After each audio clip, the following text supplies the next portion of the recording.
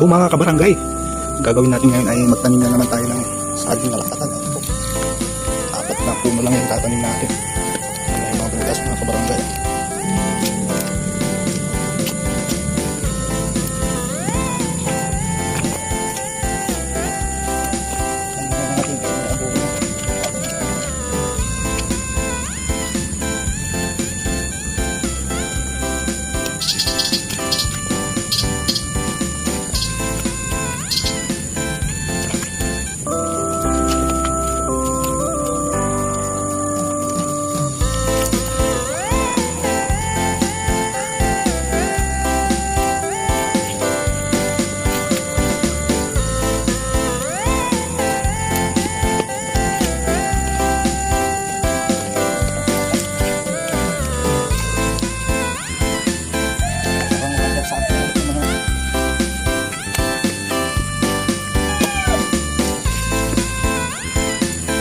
Barangay, tapos na rin yung pagtanim natin.